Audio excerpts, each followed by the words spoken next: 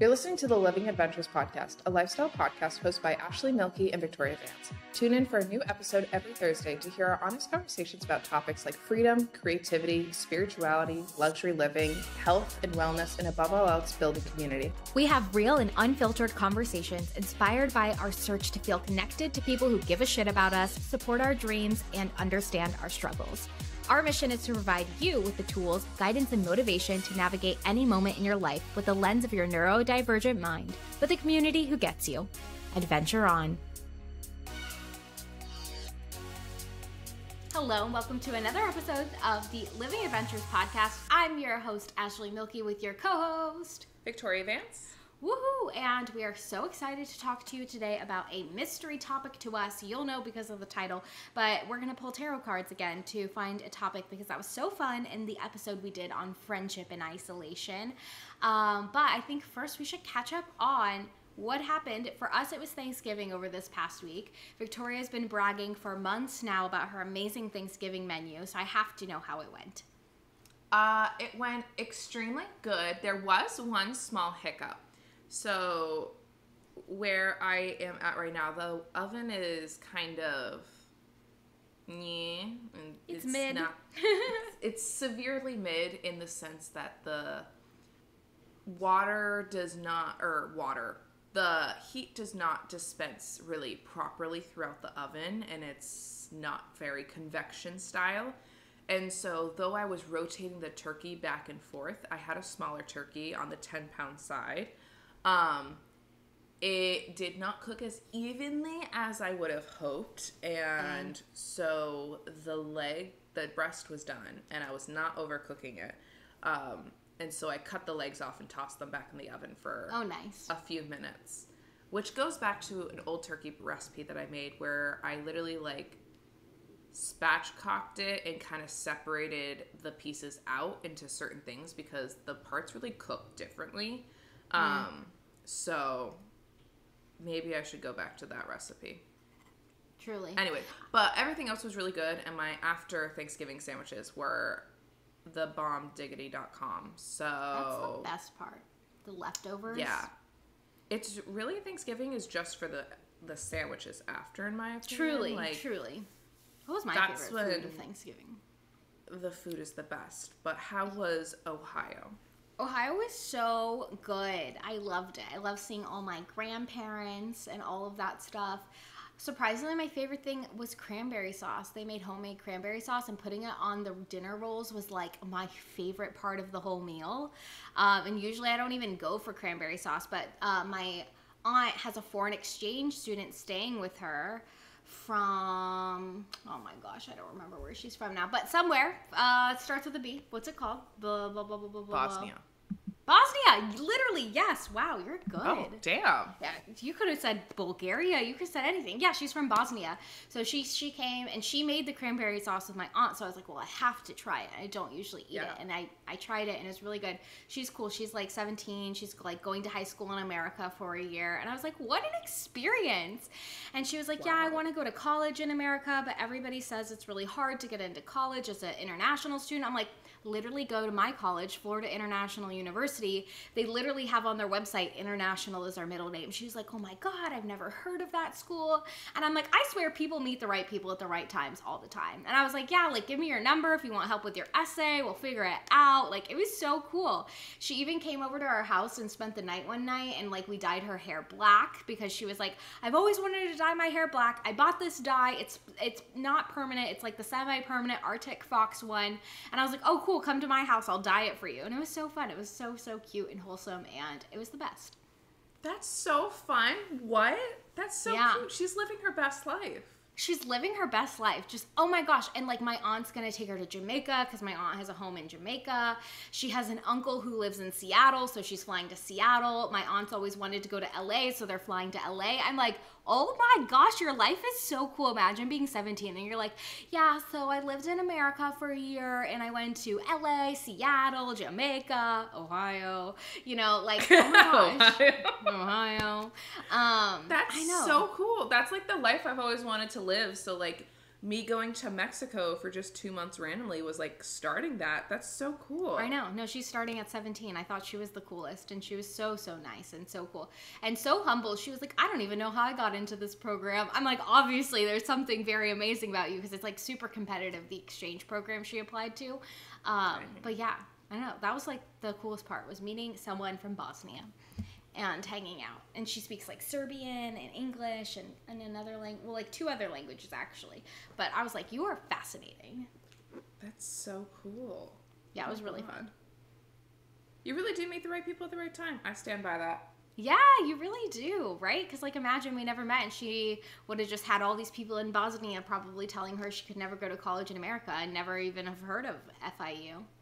I didn't even know it was that hard to get into as an international. Not like, I don't know if it is. I don't know if I believe that. I almost think it's like maybe it's like, I don't know who's telling her that. Like, is it other foreign exchange students? Is it people in Bosnia? You know, like whose limiting belief is that, right? And that's why I was like, well, don't listen. I also think it like really depends on the college that you're applying to. So it's like if you're applying to Harvard, no shit, it's hard for everyone. You know what I mean? No, yeah, like it doesn't matter where you're from. It's not an easy place to get into, but like there's plenty of schools. There's so many colleges in America. So many colleges that want international students, that have scholarships specifically for international students, that have housing and dorms specifically for international students. Like, I'm like, you could do it. You should definitely do it. I would not recommend mass art for international students. They do not treat them well. But there's that.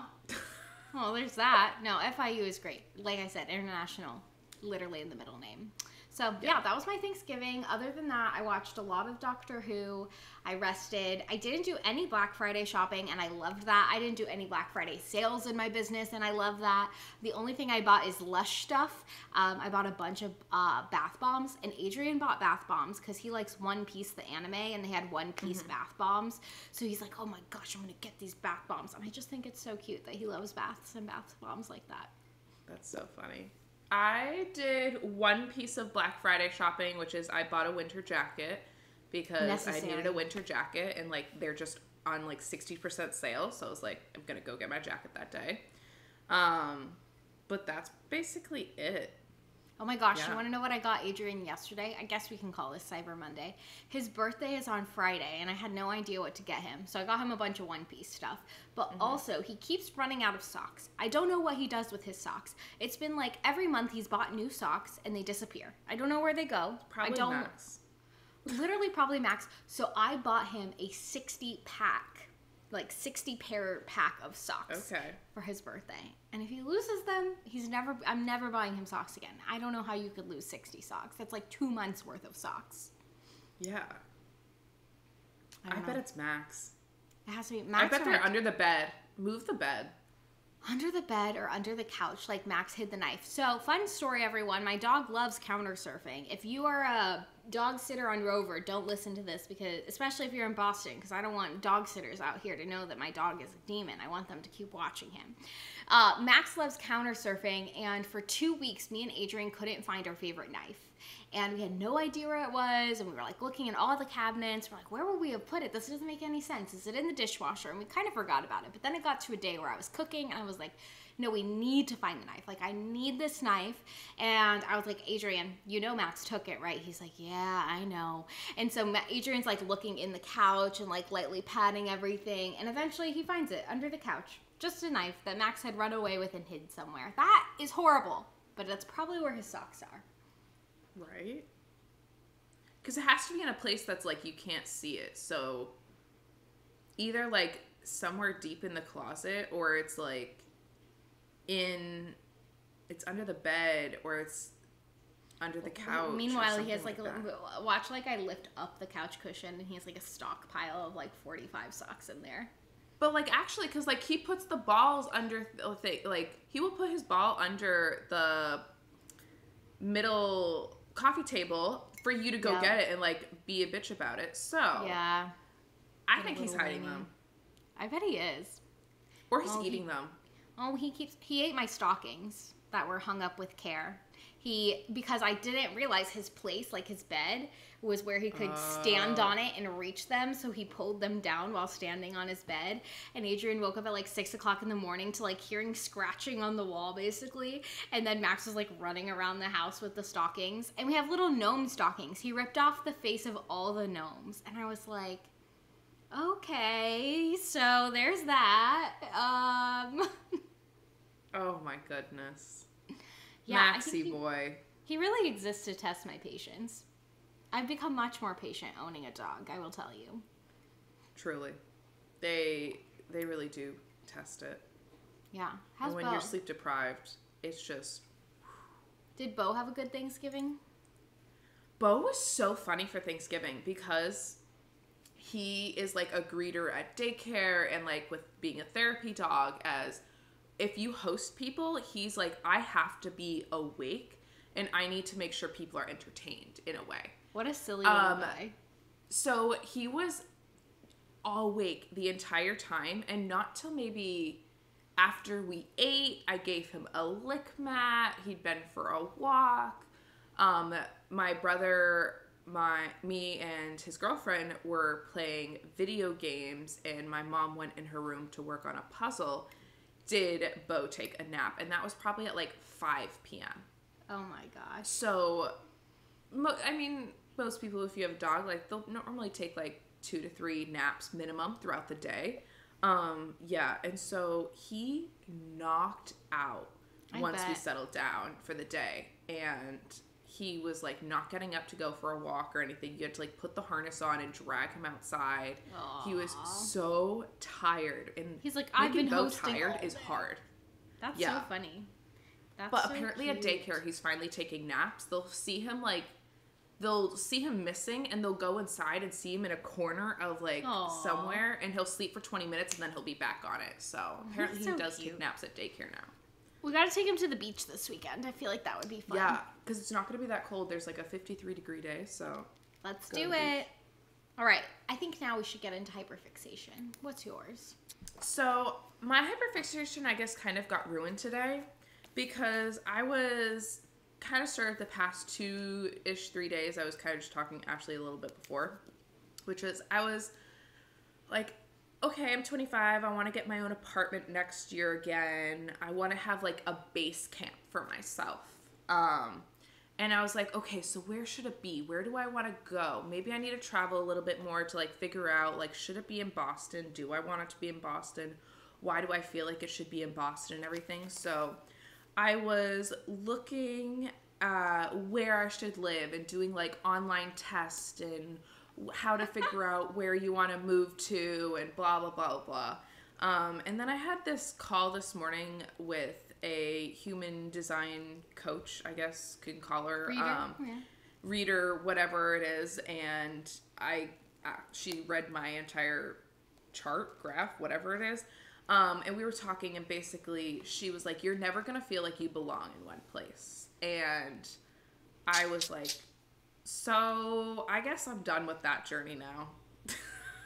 And I'm like, so I'm not going to be able to find the perfect place that I thought I would be able to. You're a digital which really nomad. Makes sense. Yeah, it makes sense. You're an Aquarius. You guys are like little independent weirdos who go with the flow, right? But at the same time, I want to just at least have like a base place. So you could have a base place, I think. Yeah, I just got to figure out like where that is, I guess. But it doesn't have to be as perfect or like what I exactly thought it to be. So right, like your base doesn't have to have everything that you need, because like it's almost like a relationship. Like you know how they say like you can't get everything from one person. Like that's you with cities. Like you just have to know that with your base camp, it's not going to serve all your needs. So maybe it's not going to be warm all year round, and that's why you're going to have like these travel seasons of the year where you leave your base camp to get the other things that you need. Yeah, and so now I'm like, okay, I have to rethink my entire existence on that, and what is the base things that I need and would want out of like a base apartment. And so I guess that will be my new hyperfixation going on, is figuring that out for the next conquest of the year. Yeah, I'm really glad I didn't have to pick where I moved to because, you know, Miami picked me when I got into college there. Boston picked me when Adrian got into law school here. And I'm just really hoping that Adrian gets a lawyer job in in 2 years when he graduates. Somewhere really cool. Because I don't care. I don't care where I live. I don't. I was thinking about that yesterday, actually, because I was like, okay, you know, like, remember Ashley was like, if she wasn't married to Adrian, she would go out and do whatever the fuck she wants and live wherever she wants. Where would Ashley go? And I was like, but it's where you want to go, Victoria. But I'm like, I don't know, maybe she'd want to go to a cool place. Where do you think Ashley would live? And then, I don't even know. But I was just like, am I thinking I have to stay in Boston because Ashley's in Boston?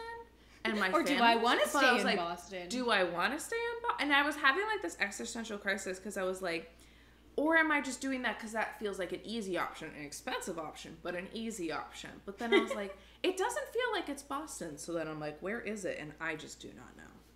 Yeah. Well, I'll be real with you. Like, so I've gone into meditations and visualized my dream home. Like, I know kind of what it looks like, kind of where it is. Like, I know what it feels like. I have no idea where it is on this earth. I have no freaking idea. And I've even done, like, I did a meditation with another woman, and she was, like, meditating on my dream home with me, or, like, where I'm going to live. She goes, I just can't put my finger on where it is either. And I'm like, great. So it'll appear when it'll appear. I'm, like, very rude, right? Because, like, obviously, like, I want to buy, like, I'm not going to buy a house until I know where I want to live, but I don't know where that is. So I kind of feel you on that. If I wasn't with Adrian and I was in your situation, like, if I graduated school in Miami, I would not have stayed in Miami.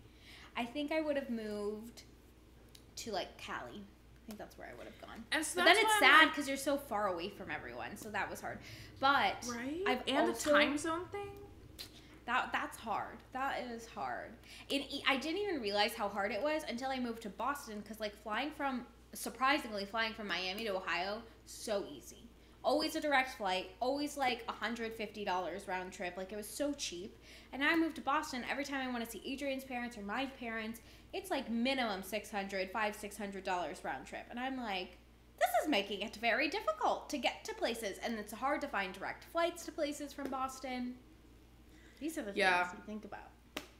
And so I am thinking of going to California for February. So maybe we'll try some places out because I want to go for my birthday and just, even though California scammed me earlier this year.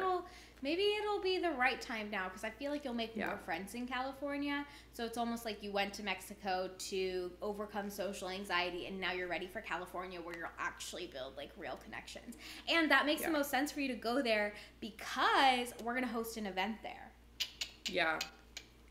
So I'm going to have to fly out there to scope out venues anyway. Yeah, that's what I'm thinking of. I like it. Yeah. Anyways. Cool. What about you? Oh, mine is like not as exciting in comparison. I like kind of have, I guess I could go down two routes. Like, one thing I'm kind of hyper fixated on is like this intuition course that I've been taking. It's called Soul Seeker with Nikki Novo, and it basically teaches you like how to connect to your intuition but way more woo in that. It's like how to connect with spirit guides, how to open the Akashic records, how to see past and future lives, like all that kind of stuff. So that's been really fun. I've been doing that every single day. And then she has a live class she's teaching right now. So like last night she was answering people's questions about meditating and spirit guides and getting messages. And one of the cool things that she talked about, someone was like, how do I know if like in my meditations I'm getting like messages from my higher self, guides, whoever, ancestors, or if I'm just like imagining it and making it up, which I'm like, that feels like a very valid question as someone who's very skeptical, and I'm following my curiosity, and this is very fun right now, but some of the stuff is just like, I'm seeing shit, but does it really make sense? Am I just making that up? Which many people would say. And she was like, think about it. For you to imagine something, it takes a lot of work. You know, like if I'm like, okay, sit here and like, let's say, okay, we're going to think of a pirate and the pirate has a red hat on. Like there's a lot of processing that has to happen.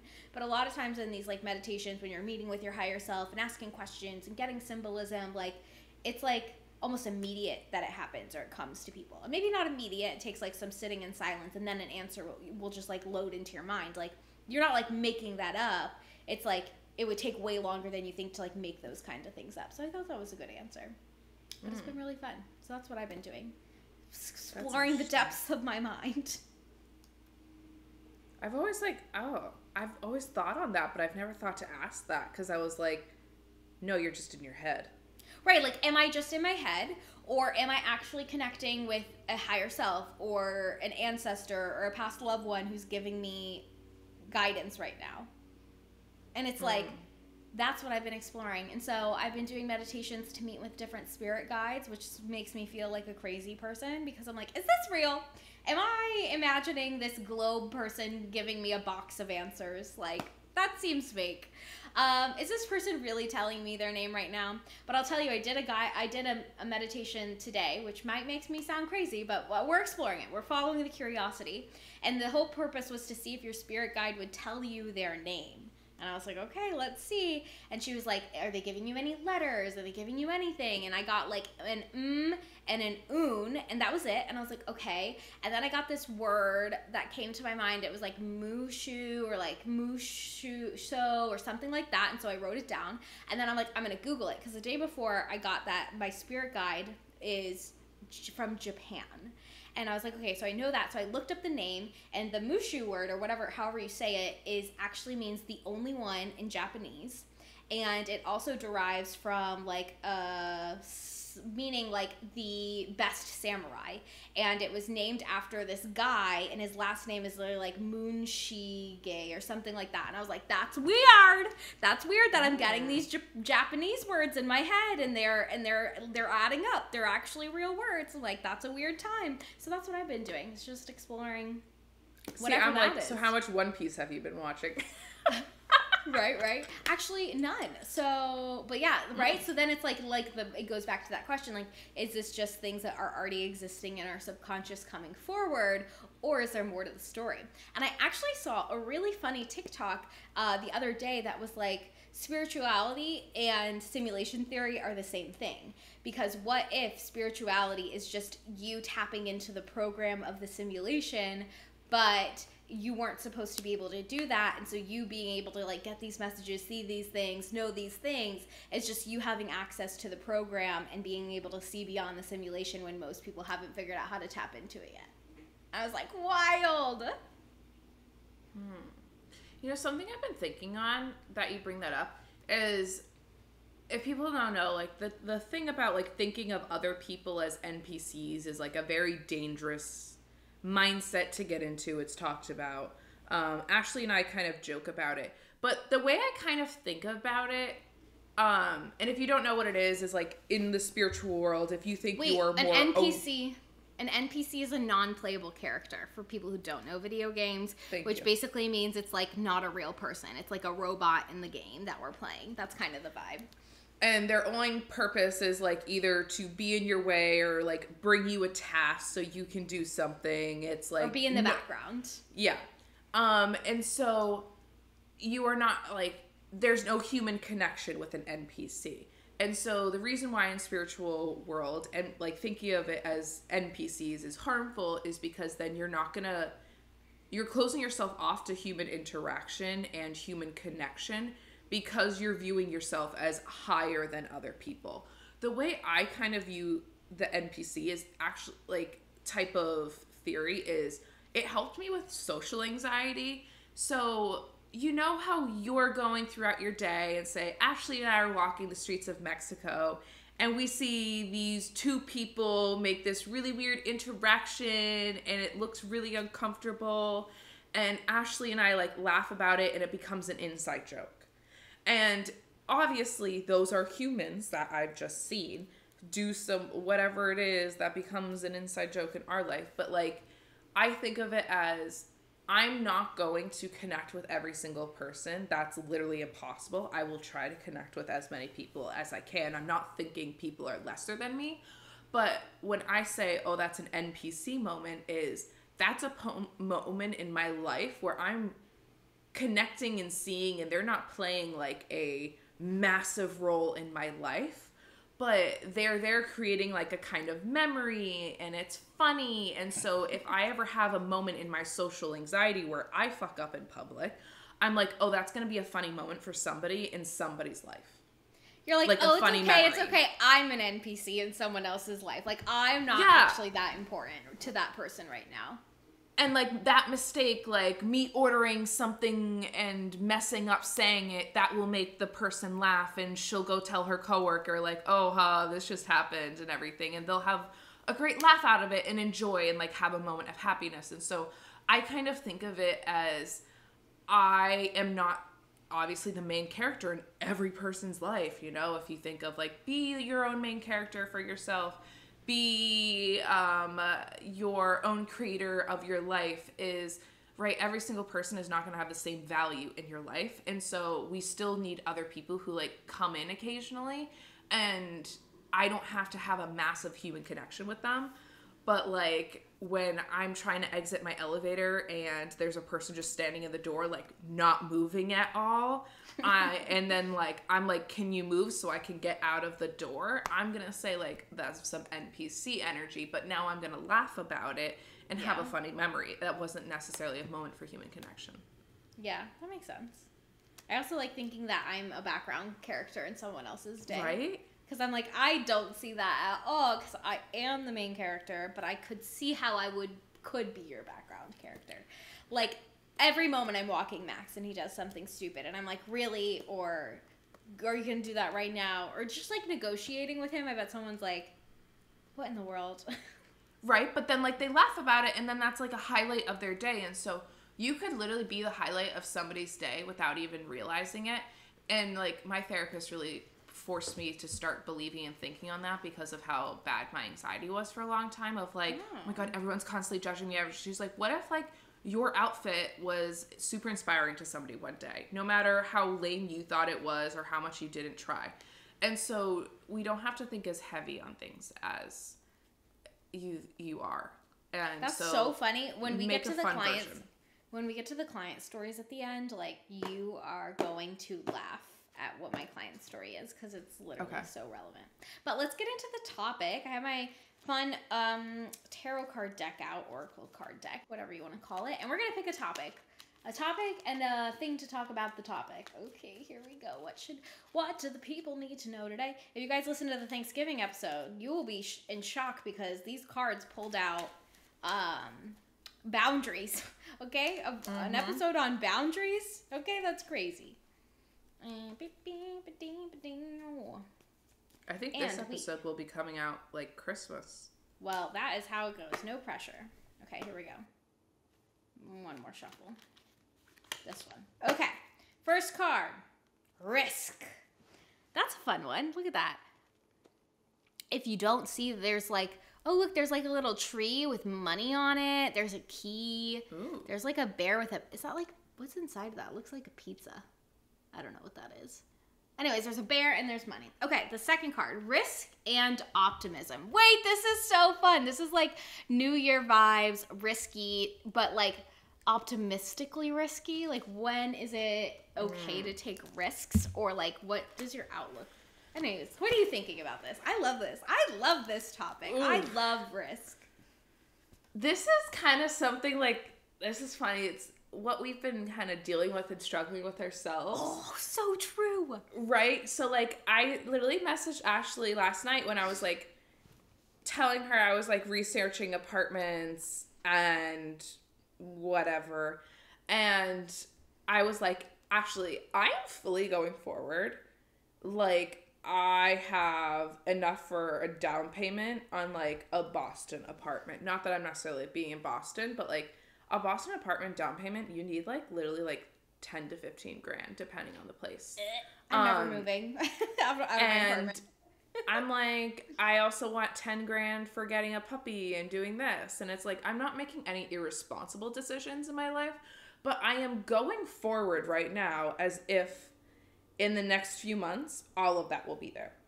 Yeah. And it is a risk. It's not like I'm not going and signing a place without the money. I want to be very clear. Like, do not take a risk that is genuinely jeopardizing your health, your basic needs, or anything. Your security, your safety. Yeah.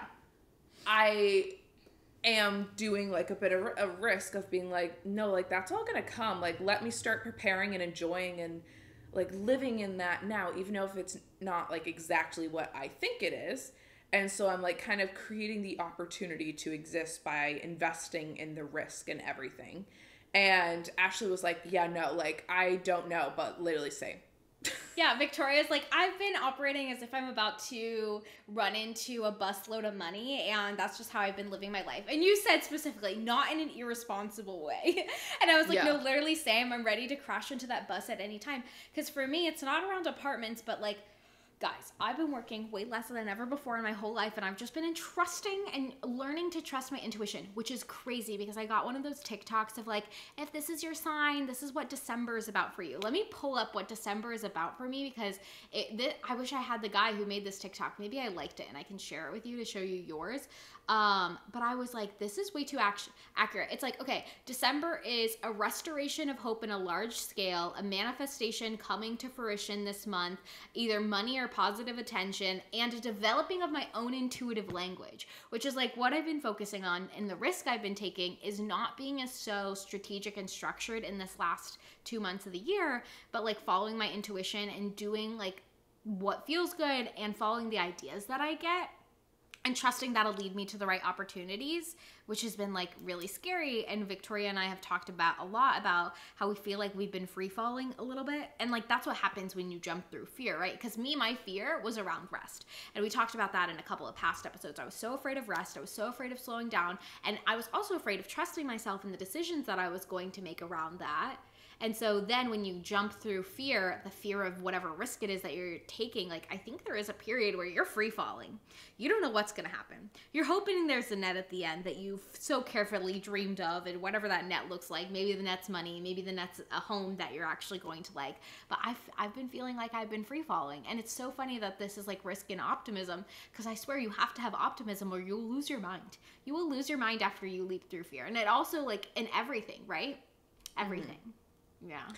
No, I think so. The risk that I've been kind of jumping on, and like I have been really resting as well. And what that rest has lead me to understand is I was not tapped into my emotions like I thought I was. And I was not feeling things like I should. And especially like in the reading that I got today, she really pointed this out, that I need to focus on like shadow work. And I was like, can you really like define on what you mean by like that shadow work? Because she's like, practice this like it's your religion. And I was just like, okay, but like what type of shadow work and everything? And she was like, connecting you to your emotional self. And I was just like, so you're hitting a nail here, continue on.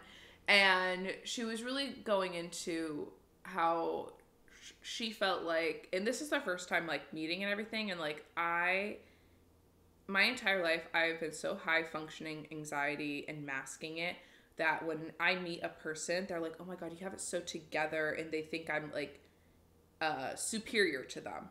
And so to meet a person who literally saw me for exactly everything the first time, I was just like, can you just like shut the fuck up for a second? Like, I literally told her, I was just like, are you psychic? Like, is it just me? Does this happen often on these calls? Like, what the hell is going on? No, I'm telling you, that girl's tapped into her intuition. We should link her down below. I'll add it to do that.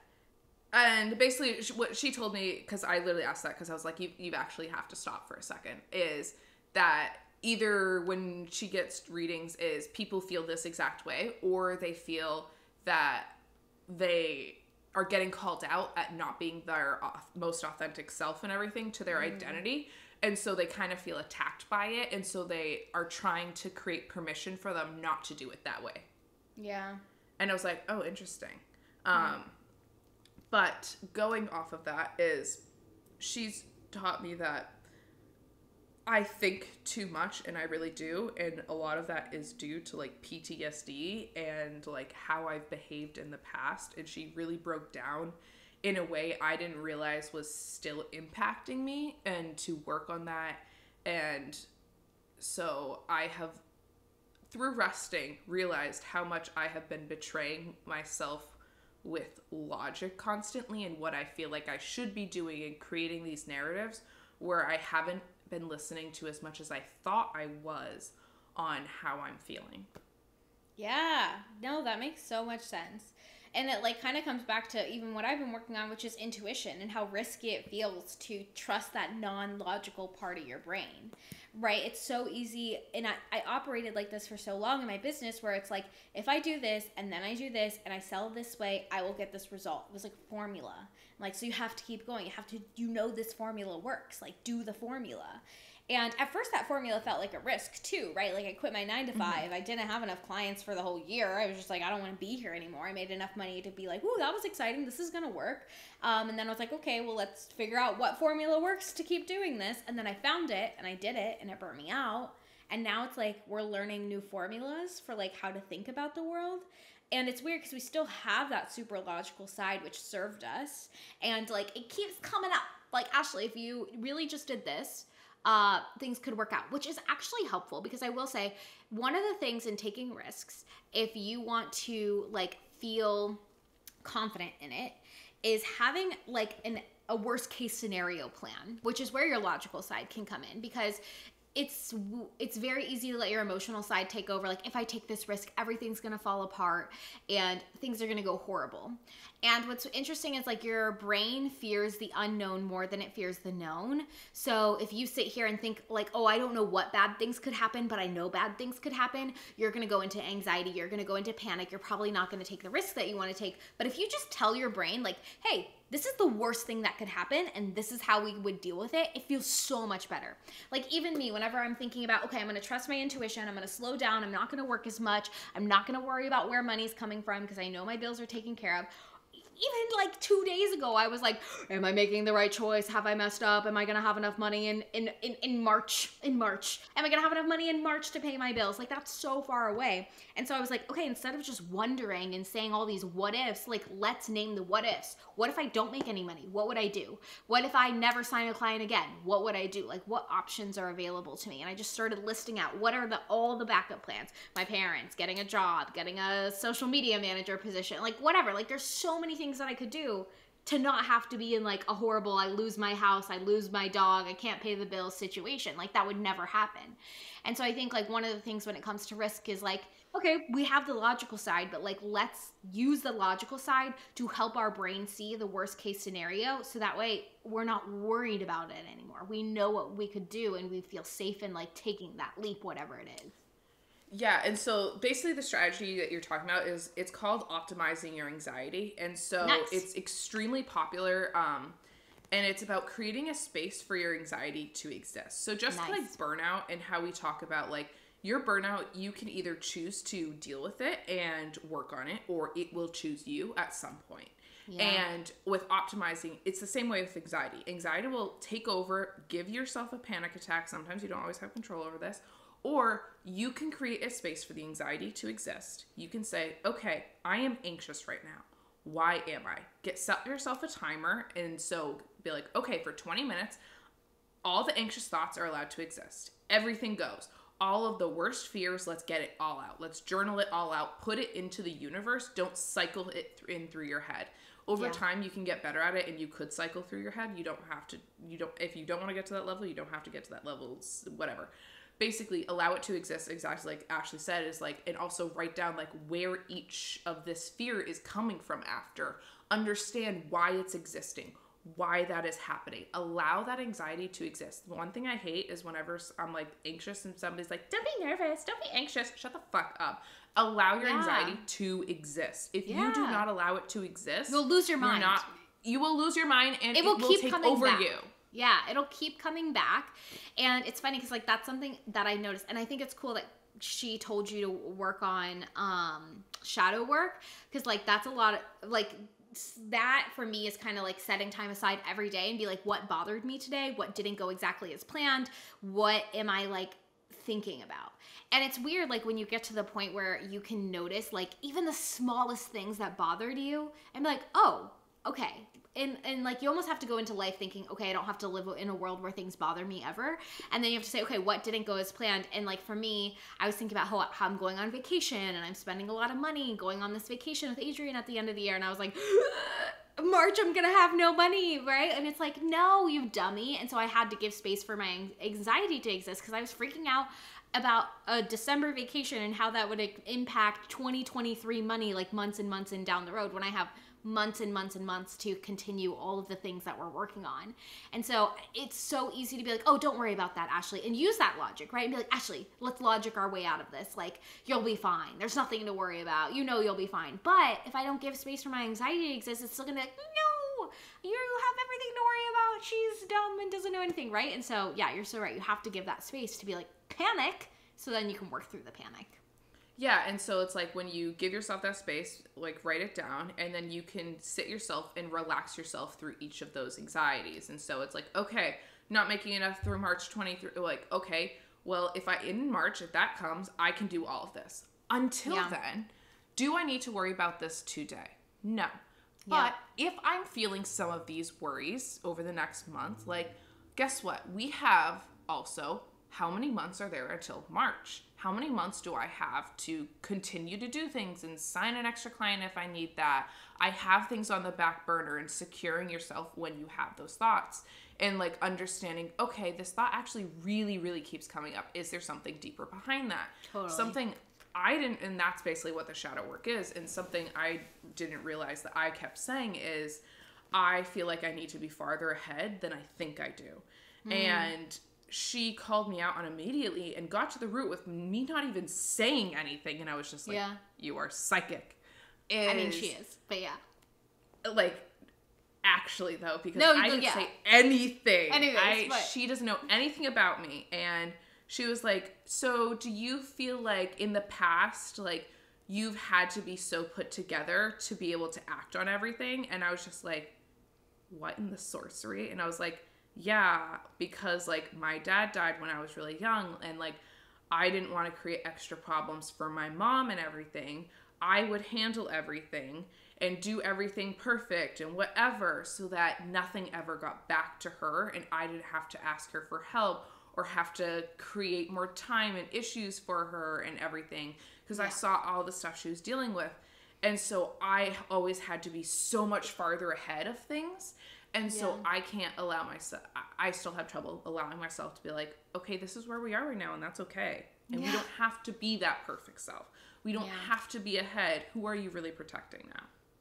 Yeah. Dude, I totally relate to that whole thing. But yeah, that is wild.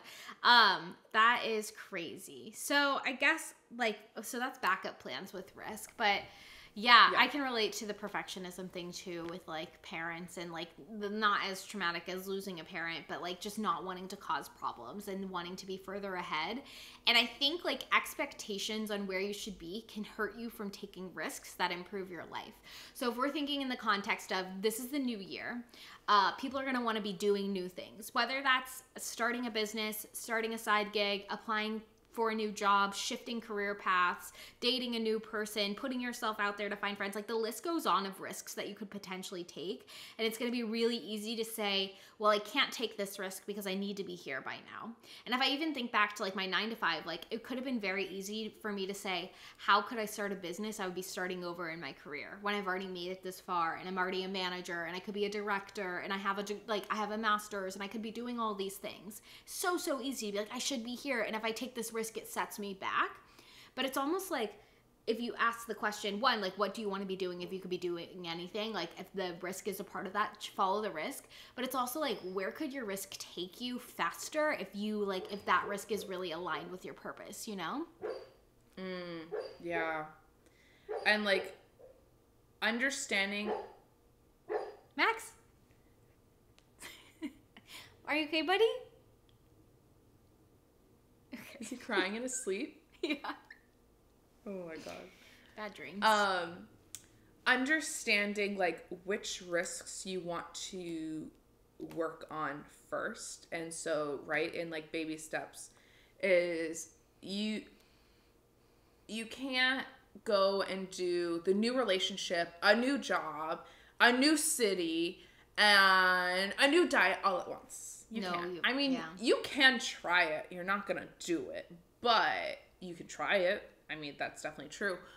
But if you want to succeed, is like, okay, what is that first risk I'm willing to take? Because like within taking risks, within taking opportunities, is you need to do it in like one space first and have yourself in my opinion, like secure in other ways as much as possible, so that you can really focus on like not only having anxiety in one area of your life, but if you have as high of anxiety in each area of your life, it's going to be a lot harder to take that risk. Yeah. And so connecting with what risk you want to take first, and like why that risk feels so scary, and like what is holding you back from taking on that opportunity. Think if it is like changing in your career and you're starting over, why is that really bad? What does that mean for you? Like, how much are you really starting over? Are you starting over in a sense of you're going into an intern? Okay, that's fine if it is, but is it really? Because I think a lot of times we think it is, but we don't always go back to the intern position. Yeah. And it's also like, what are you making it mean about you, right? Like, okay, I'm doing this thing. And like, I posted about this yesterday. Like, I'm resting, right? And like, that feels, like at Thanksgiving dinner, that felt shameful. Because everyone's like, I'm working 12-hour days on the Georgia runoff election. I'm working full-time going to law school full-time. And I'm burning myself out. And everyone's like, wow, amazing, admirable. You're the best person ever. And I'm like, I'm resting and following my intuition. I don't have a whole lot going on right now. And I'm like, doesn't feel like a cool update. Does not feel cool.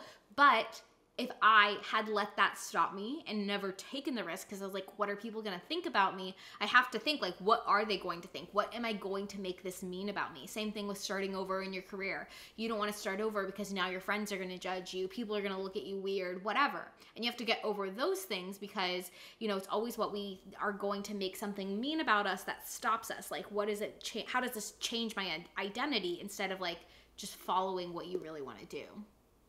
Yeah, and it's like, I mean, even at my Thanksgiving table is my brother apparently worked 70 hours in 4 days. My brother works for the government. I'm not allowed to like talk about his job much, but he's an architect for the U.S. government, basically. He like did that, and he's also having a side business with his girlfriend right now. So anytime he's not working at his regular job, they're working on that and doing laser cutting. I don't really understand what the other side business is, fun fact, but whatever. And my mom's like, wow, okay. And I could see the bags under my brother's eye were triple folds, all right? This guy was tired. He wakes up at literally 3 a.m., and then he probably goes to bed at like 10 or 11 p.m. And I'm like, you're not functioning well. Like, you're not doing good holding a conversation. But my mom is so impressed with him. Yeah, I totally for how much he's doing. And the girlfriend too, where she's a school teacher. She's doing private lessons. And she's also running that business. And then my mom's like, just hired a new employee and we're really busy and the wait list is still really long. And I'm working on redoing my entire billing structure. And I'm like, y'all, I be taking a nap every day. I be vibing. Same. Wait, my dad was literally like, how's your team? And I was like, I fired everyone. I know, I fired. I was like, I have no more employees. Yeah, I fired everyone. No, my dad was actually super cool about me firing everyone, but he's the only one that I told that I fired everyone. He was like, wait, why'd you do that? I was like, I don't know, everybody, I don't know. I didn't like him. That's how it went. But yeah, so like, it's easy to see what other people are applauded for and be like, okay, cool, let me follow that path, instead of doing, let me do what makes me happy. And one of the best questions that I ever got asked by Adrian whenever I was deciding if I should even become a life coach or not was this. And like, there'll come a point when you're deciding to take a risk or not that you'll have to ask yourself this question. And it's, if you do nothing and life stays the same for the rest of your life, will you be okay with that? Or do you want to change? And that was me. It was like, he was like, well, you can stay at your job and you can stay working there forever, or you can become a life coach. So what is it for you? Like, what sounds the best? And I was like, I cannot stay at my job for another 2 years even, another year even. I was like, I can't do that. So I was like, I guess there's only one choice here. And I was like, well, there we go. There we have it, folks. And it's almost the same thing with like how I felt burnout at the end of this year, even though I thought I wasn't. I was like, well, I can keep working and I can keep taking on clients and launching these programs that I don't really want to launch and half-ass things because my heart's not really in it, or I can do something different. And I was like, well, I kind of want to do something a little different and see how that goes. And I think like that question can help you reframe it to see like what paths are available to you. And if you look at the path with optimism, like, okay, what if this one works out? Then it could lead you somewhere better. And if that better is worth it to you, then you can take that risk. And I think so. With ADHD, I know that we can be considered high risk takers, right? Because, you know, follow the dopamine, right? But I want to say is if you've taken risks in the past and they haven't worked out, we often will be like, so then this one won't work out. So why should I even try? And whenever clients come to me and say that, I always be like, okay, so why didn't that one work out? And I break it down, and we'll break down multiple of these instances. And basically what the reason will be most of the time is it was not truly aligned, and it was just a spark of quick dopamine, and we just really wanted to chase it because there were other things in our lives that were not great at the moment, and that's fine. And I want that to be said. And what you'll learn through taking risks multiple times is it's okay if it's not the right one at first, because that risk will guide you to where the next one is to take and get more comfortable with that. But remember, we're doing this from a place of security and not like fucking ourselves over for an entire existence. And if you have, that's okay. We can work through that. Like, we always can work through this. And remember, like, your safety is the first and foremost thing to take care of. But also the second thing that my clients realize when we go through it is it wasn't aligned. And what we mean in not in alignment is it really was just something to follow that dopamine in the moment. And so I always say to my clients when we want to start a long-term project is this because I'm not happy where I am right now? That's a valid answer, but just be honest with yourself. Because if you're not honest with yourself, you're only hurting yourself in the end. True. And so am I just going to, do I need a little bit of dopamine and to go off on a side path right now? That's okay, but we're not going to put as much of an investment in that. And so that's how we can help ourselves take bigger risks in the things that are aligned. Yeah, and it's okay to get it wrong. And I literally wrote down as you were talking, before you even said any of the alignment stuff, risk and alignment is when it'll work out. And it's okay to get it wrong. Like, I thought maybe this time last year that I was going to launch a membership, and it was going to have like 5 tiers, and I was going to produce content every week for these different tiers, kind of like a Patreon. And I never launched it. It was so fun to create. It was definitely a dopamine hit at the time, but then it didn't feel in alignment because I was like, I don't actually want to produce this much content. I don't want to shift my business to this model yet. And so I didn't know right away that I was just chasing dopamine and like getting a place to release my creativity. But I did get a little bit of information about what I wanted to do next, which included more content, which I didn't bring in until another year later. And so, you know, everything that happens is a clue. And like you said, and it gives you more information and it helps you explore, and it's okay to get it wrong. Something I actually journaled on last night as I was thinking about loss and losing things. Like, I had a dream recently that my desktop got stolen, and I like watched some girl run out of my apartment with it getting stolen, and I was like, what is this about? And it was like this, for me, it was like an attachment to like physical things and worried about losing things or losing opportunities. And I think like it's easy to be like, oh my God, I'm missing out. But every risk that goes wrong or everything that you quote unquote lose is just an opportunity for something better to come along. And I know that sounds cheesy, but it's so true, especially like if you think back through those risks like Victoria does with her clients. It's like, look at everything that didn't work out. Like, it probably didn't work out for the betterment of you. And I know some people hate the term like everything happens for a reason. And if you do hate that, take this, like, make everything happen for a reason, you know? Like, even if you don't think it does actually happen for a reason, assign it a meaning, assign it a reason. The reason why I didn't go to college for a year and I didn't get the scholarships that I wanted after I got out of high school was because I didn't want to be in musical theater. I had to refine my purpose. The reason why every relationship that I thought was like the one didn't work out was because I was supposed to find Adrian, right? And so like we have all these risks that maybe don't work out, but there is something better waiting. And if you believe that, and that's the optimism that you hold on to, then you can keep following your intuition and learning, what's my intuition? What's my ADHD? What is the decision maker? And we're like all these little science experiments, and it's okay to treat yourself like a science experiment, because you can get it wrong and be like, oh, I thought A equals B, but no, that's not right. Let me try this other path. And, like, I love what you said on, like, it's okay to get it wrong and take those wrongs as, like, that lesson. And if you don't know the lesson or you don't understand it right away, like, that is okay. And Ashley creating that membership, maybe she uses that down the line in 3 years. Totally. You know what? And it's like, what you...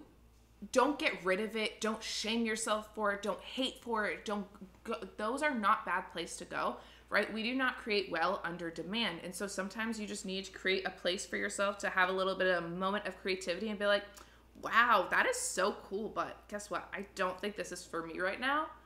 But maybe I'll give this to somebody else one day to use, or maybe I'll use it for myself in a few years and modify it. Yeah. And re-break that down. That's happened to me so many times, yeah. Like, even our first businesses, those are forever.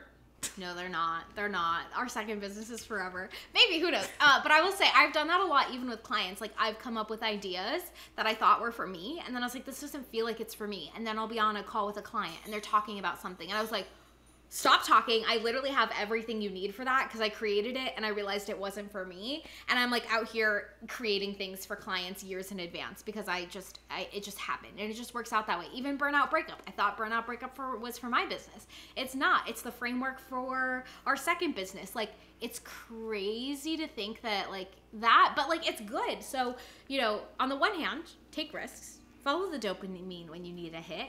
But don't, like we said, don't shame yourself, because everything could come up at some point in time. I have so many notes, documents in my notes app that I know are just waiting to be heard by the universe at some point. Like the day when we were talking about rest, and then I was like, I have 7 types of rest that I journaled about one time. Let's pull that up. And I never posted it, you know? So it's kind of cool how things work out like that.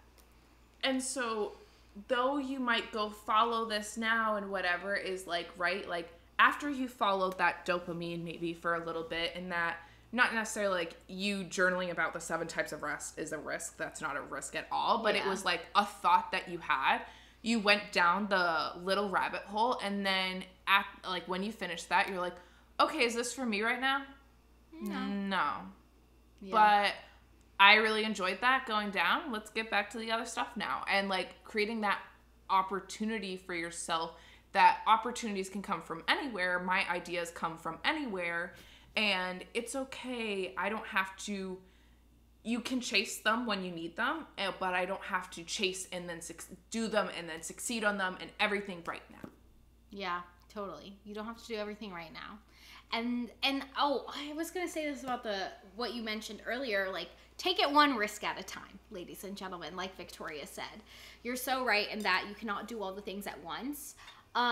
That's kind of like right now, I'm really focused on my big risk is like my intuition and resting and all of that. And I really, really want to work on my workout routine and like enhance it and go crazy in that area of my life. But I'm like, I don't think I have the mental capacity to devote to growing my brain in these 2 spaces right now and growing these habits in these ways. Like, it's like building your habits and stacking your habits, and like sometimes the risk that we're taking is a habit that we're building. Like Victoria and I are working on building our intuition and resting. That is a habit that we're building.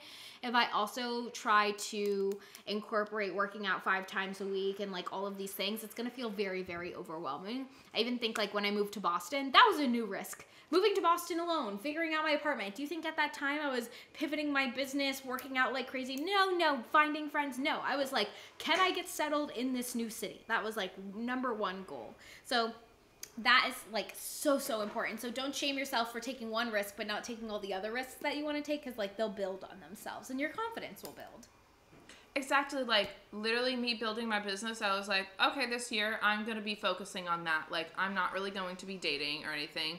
And, like, I have so many people asking me, they're like, oh, are you dating? Are you doing this? And I'm like, no, I'm kind of focusing on building my business and everything. It can be a lot of work. You can make a lot of mistakes. It's a lot of risk. It's a lot of this. It's a lot of that. Like, you're doing everything not everything by yourself, but a lot of things by yourself.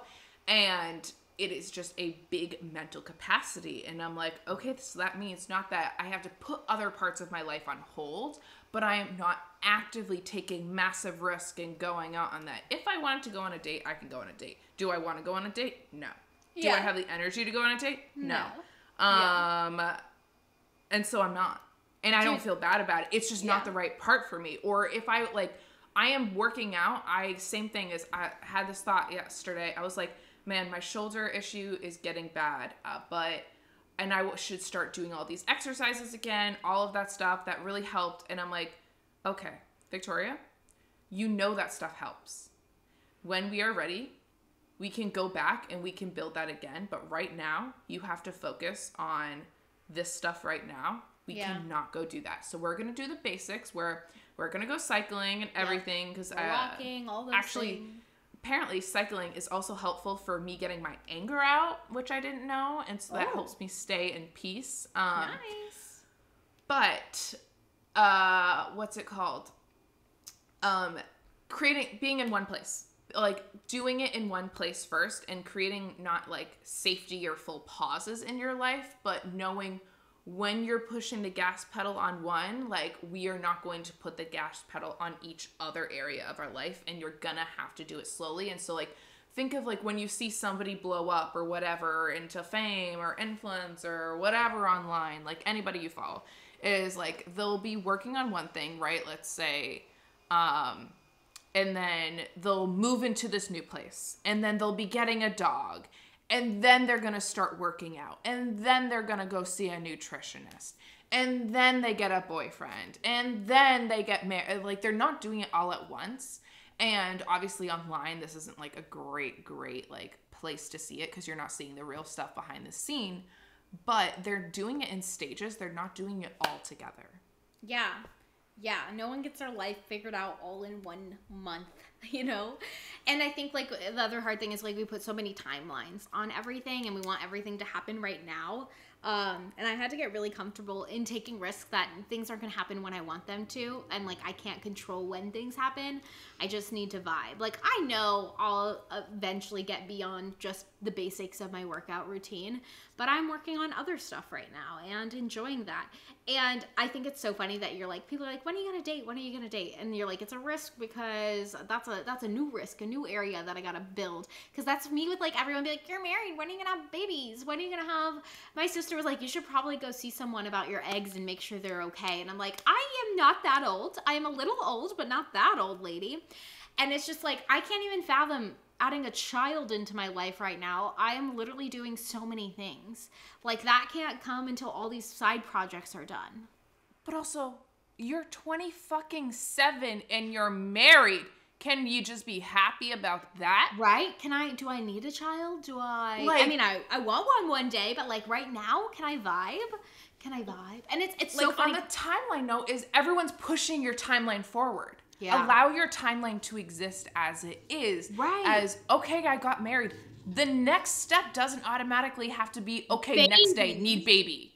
Yeah, check, married. Okay, check, babies. No, thank you. I literally, my granny picked me up from the airport, and I was like, Granny, what were you doing at 27? She already had 2 kids by my age. She had my aunt and my sister already at 27, 2 children. And then she was talking about how when her dad, my great-grandfather, was my age, I think he had also 2 children, 3 children, something like that. And I'm just like, I couldn't have 2 kids right now. Also, her house was $25,000. So let's talk about that in New Hampshire. I saw a really great TikTok yesterday, and it was a girl saying, like, okay, nothing confuses me more when I'm talking to another girl my age. And then she just goes, yeah, and my husband and I, and my brain just like, sometimes, because I'm like, your husband? And the comments We're not old enough freaking for that. Hysterical. Because one person was like, yeah, no, when I realized I got married at 24, I was like, I am a child bride. And everyone was like, you're not a child at 24, you're an adult. But also, like, our brains are not fully developed. And especially with ADHD, sometimes we can have like delayed development and everything. So sometimes it's not even really like at 25. Sometimes people are like, I finally feel it at like 38 or whatever. And so it's like, I loved people calling themselves child brides at like 24. And I'm like, Victoria, you're still a child. Like, chill the hell out. You're still a child. Your brain's not even developed. To be fair, I did get married with a fully developed brain. So we can all applaud that. I was 26. So good. Congrats. But it's so disgusting to like think when I was a child that I was like, oh my God, I'm going to be married at 24. I'm going to have kids by like 26. And I'm like, you don't know anything. Everybody told me should have told me to shut up. But everyone's like, yep, sounds about right. And it's like, no. I really thought like 24 was so much older than when I was younger. Yeah, and so that's why I feel 12. My whole life. I'm actually just 12, so. Like, I think when I thought 24, I was really thinking of like 36. Truly. The 30s are the new 20s, as they say, or something like that. Yeah. But yeah, anyways. Okay, so I guess final thoughts on risk and optimism. Take the risk.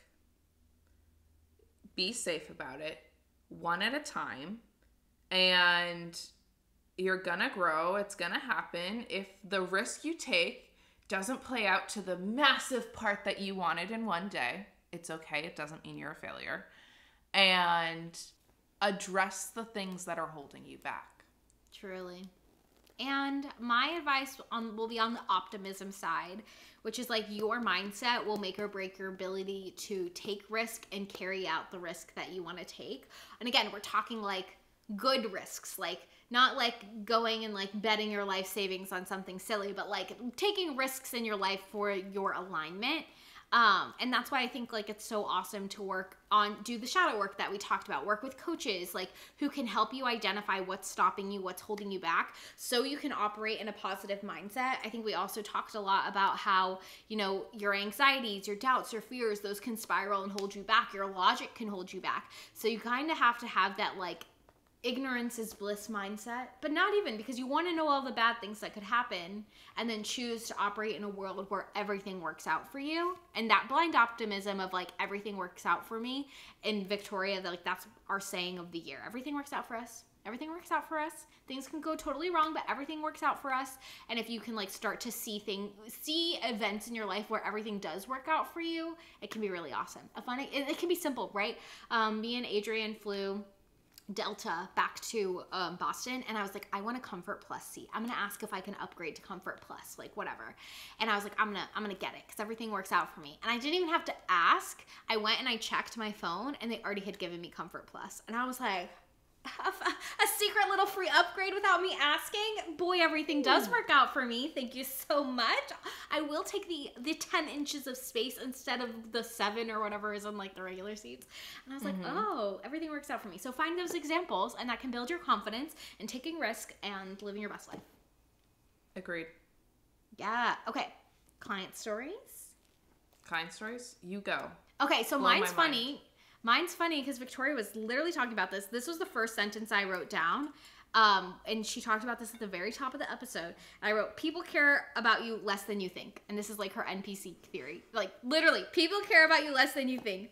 So I was working with a client, and she was really struggling to figure out what to post, because I think it's really easy to get into imposter syndrome in your head. She's in the health and wellness space, and like that is a very like huge space. Huh?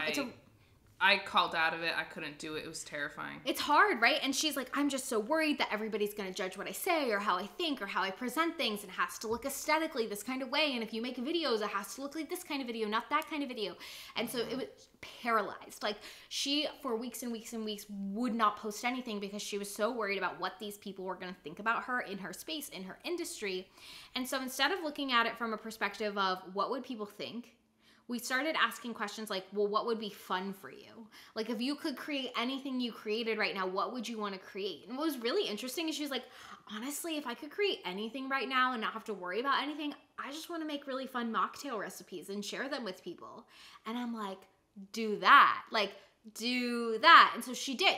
That's what broke the cycle. She started posting, and she didn't care what people thought about her mocktail recipes. She felt confident in them, and she started to grow her following that way. And so I think like it's easy to be like, everyone's gonna think about my one piece of content or the one action I take or the one risk I take, but people really don't care about you as much as you think. And I mean that in the kindest way, in the most liberating way, because if you just follow what's fun for you, then it doesn't actually matter what people think, because you're still finding joy in the things that you're doing. Like my client loves making mocktails. She had so much fun like creating these really creative videos to showcase the mocktails, and now she's overcome this fear, which to her felt like a risk if we tie it back to this episode, and all of a sudden she's posting content and connecting with people and not caring what the health and wellness space thinks. So I thought that was funny that you mentioned that at the beginning. That's interesting. No, and I think like that really stands true, because maybe this will be helpful for somebody in their life, is when I still get into this headspace of like, it's not good enough, so many people say it better than me and everything, and I get into this weird thing of like, how is everyone else creating all of this stuff? Like, wow, they're so good. And I think like even back to like, let's say like last year with Ashley, and Ashley's so successful in her business, and I was like, wow, she's just like doing it. She's just like posting every day. She's just having all of these thoughts, and it's because she has so many clients and because she's so good at it. And I'm new at this, so how can I even compare myself? And like, what is her life like really behind the scenes and everything? How does she come up with all of these ideas? And then it's like I get to know Ashley, and like Ashley was like dying a little bit inside, extremely burnt out, and just like doing everything to the bare bones and doing this and everything.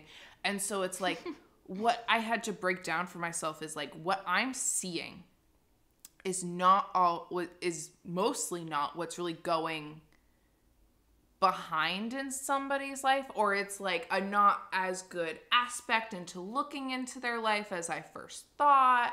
Yeah, and totally. Like the way I'm viewing the content can be different than how it's created. And so to like be in this more open mindset around of it, of like, I can create this, and like it doesn't have to be the biggest idea in the world for it to be received, and my regular thoughts are just as good as everyone else's.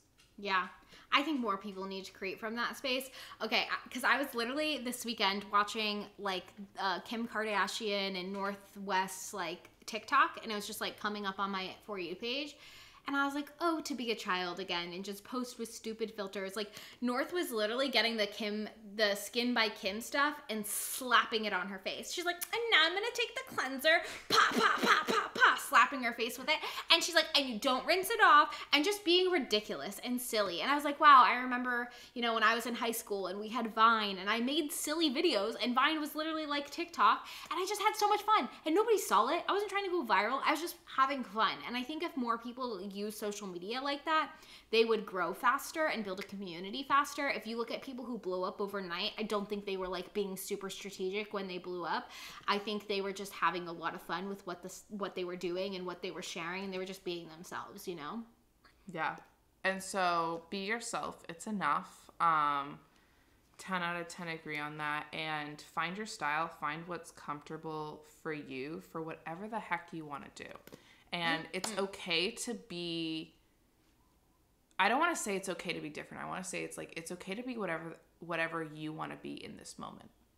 Yes. And because you are allowed to change that as well. So true. You don't need a niche. You don't need a style. And so if you don't want to make she doesn't want to make mocktail recipes 10 weeks down the line, she doesn't have to. Yeah, she can change her mind. And that even happens with me, right? Like, I'll do a skit, and the skit will go get a ton of views. And I'm like, okay, I'm a skit girl now. People want skits from me. I got to do skits. And it's like, do I really want to do that? And if the answer is no, I'm not going to do it. So like, do what you want, not what people like of you, not what people expect of you. And that goes for like all aspects of life. Yeah. You don't have to be as performative as you think you have to be in life. Yeah. Just vibe. Be yourself. Okay, what's yours? My client story, it was kind of funny. So I wrapped up with a client after working with her for 6 months yesterday. Cute. And then I literally signed a new client that was like exactly like her. And so that was really funny. And so going from like month 1 to month 6 and seeing the progress of her, because we kind of do that in the last session, is in the first thing, she didn't really understand what her real issues were. She didn't understand what the core issues. She knew she needed to work on things and everything. She was going through a lot, and I'm not going to go all into it. But she barely knew the right questions to ask even, and that is completely fine. But she grew so much in this 6-month period, and like, it's funny because then like by month 3, she really knew what she needed to be doing.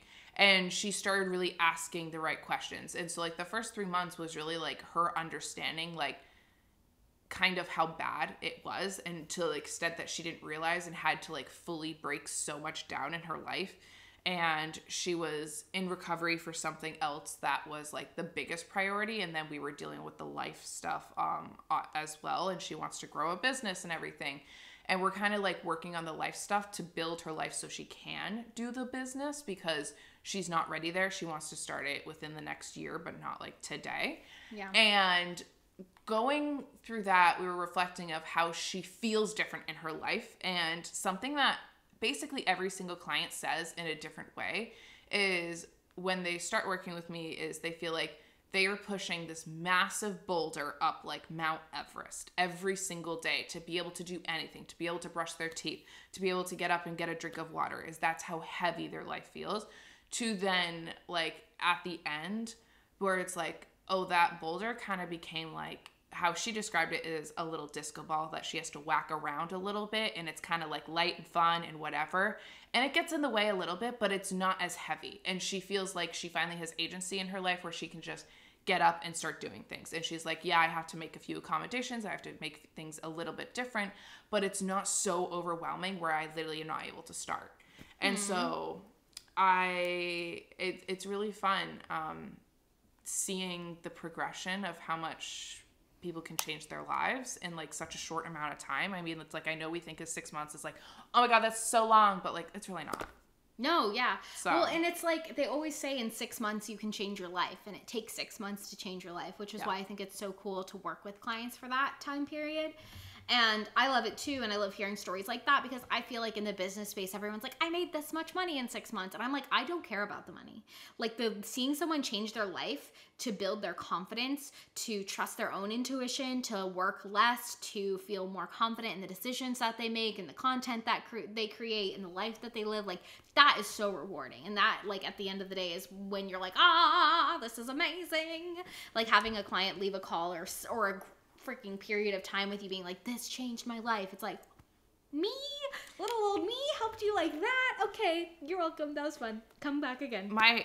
My very hot ass take on the thing of being people saying like, oh my God, I made this much money and whatever, is what are you making up for in your own life by saying this? And it's like, why is money the most valuable thing to you? Because yes, money does provide things, but like after a certain point, like it's just money. And it's like, we're taught to believe our money is so much better than our time. And it's like, time is the only one that like you don't get to choose necessarily how much you have, and it is finite, where you can always make more money. You can always make more money. That was the greatest lesson I learned as an entrepreneur. You can always make more money. And actually, I used to be the person who shared a lot of my money wins and things like that, and my client money wins. And then I realized, like, I wasn't attracting the clients I wanted to be attracting because all they wanted was to make money. And I'm like, okay, but I can do so much more than make you money. Like, we can make money together in a month. I have worked with clients. We've created programs, launched programs, all within a month. They've made $20,000, $30,000, whatever. And then they still have 2 more months with me. And that's when like the fun stuff begins. I don't give a shit how much money. I can make money. Money is easy to make and all of that. It's like, what can we do for you? Like, what in 3 months, how can we make you more confident? How can we make you a better decision maker, a better communicator, a better business owner, a better marketer, a better person, a better friend? Like, that stuff is the best stuff. And I for me personally, like, I had to learn why I wanted to talk about money, what I thought it meant, what I thought people expected of me as a business owner. Like, I thought if I wanted to get clients, I had to show how much money I'm making. That's not true.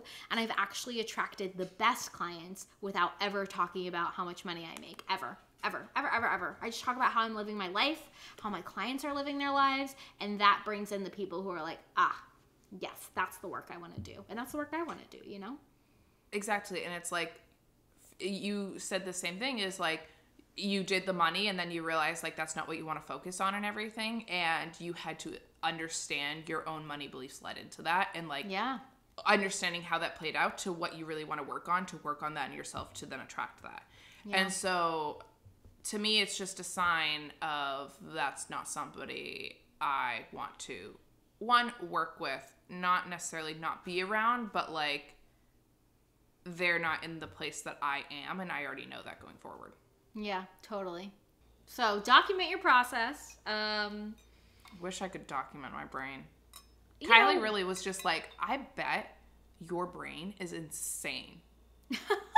And I was just like, is yours not? Wait, she was like, wait. Also, no, it's kind of quiet. No, so she was like, no, like I'm allowed, I think of things when things come to me, but like my brain is pretty quiet. And she was like, because you're an investigator, your mind is always moving. Is that She's the like, 2? You don't. No, that's the 1. It's the, oh, right, the 1. I'm a 5-1. Okay, so we're the same in that way. But she's a 6. She's a 4-6. Oh. So she's fully invested in the high. And so that's why she's like, I don't have that. And I was like, the fuck you don't mean you have that? You have ADHD. I also brought up ADHD in our call. Because I was like, so when I was younger, my brain correlated that a lot, like when in middle school and everyone's getting into astrology, and I found out I was Aquarius. All have ADHD. And she was like, oh, I have ADHD. Or no, she was like, I'm an Aquarius. And I was like, I did not know you were an Aquarius. I was like, oh God. She's like, well, I'm conforming to your theory. And I was just like, I know the theory's wrong, but Aquarius very much sounds like ADHD, because it's like, oh, they kind of go to the beat of their own drums. They're rebellious. They do their own thing. It's very like, it sounds very neurodivergent in my mind. Yeah. And I know it's definitely not everybody that's born in Aquarius season is not a neurodivergent. I understand that. Okay. But that was your theory as a child. But, 1-to-1 correlation when I was a kid. I was like, my entire chart thing that you're reading literally sounds like ADHD. And sometimes I love to play this game with myself of gaslighting myself. And it's a very toxic habit where I'm like... But you don't have ADHD? But do I have ADHD? Or yes, am I just a manifestor with a fixed... whatever. Yeah. And she was just like, remember, this is a guide map. This is not your rule book for life. Oh. This is how your entire body acts and everything, and to your highest authority and power. You can choose to subscribe to this or not, but it's just how everything aligned. And so, and I was just like, but it's still very ADHD energy. She's like, I get what you mean by that. And I was just That's so funny. What? I was like, but what? And then I was like, do I need to read into every person's profile? I was like, can I see your chart? Like, can you give me a breakdown? Like, I want to see what everything this means. But I don't know. That's so funny. Everybody go look up your human design stuff, because same, I love learning too. I'm always learning. Always learning. And my brain is not quiet, so I can't fathom what that's like. But that's because the 1 profile and investigator. Like our subconscious is not, or unconscious, or subconscious, whatever. That, because that's the investigator, that's always going on. That's why our in the brain background, is it's like, let's figure it out. We're gonna figure this out. We're gonna investigate and figure this out. Yeah, and that's why I'm problem solving on the podcast, being like, okay, and our workshop is gonna be this, because my brain cannot stop. It literally cannot. Yeah, no, my brain doesn't stop. And she was like, that must be exhausting. I was like, yeah, tell me about it. You're like, this is why I need daily naps. This is why I need daily naps. I need to be like, you're going to sleep. We're not solving anything. We're not learning anymore today. We're going to conk out. Thank you. Mm-hmm. Yeah. Anyways, well, this was a fun episode. I want you guys to go on social media and tell us what risks you're taking in the new year, because I want to celebrate you for whatever big risk that you are planning on taking. Anything else? No. I don't know. My mind's kind of empty now. Perfect. Well, enjoy the silence while you have it. Make sure you like our podcast. Leave us a review. You can even leave us a review and tell us what risk you're taking wherever you're listening. And we'll see you on our next episode. Yeah. And by the time this is airing, I don't know. No, we won't be in Arizona. We'll be somewhere in our lives. Hopefully, I actually might be back in Mexico for the 3rd month in a row because Adrian wants to go. You're going to Mexico for vacation? Yeah, he wants to go to a resort in Cancun. You want to go to Cancun? Well, that's where Adrian wants to go. He found a place that has like 7 bars, 2 swim-up bars, 17 billion restaurants. He's very excited about it. Oh, vibes. Honestly. Yeah. Mexico's fun. So. But yeah. Straight vibes. All right. Bye, everyone. All right. Bye, everyone.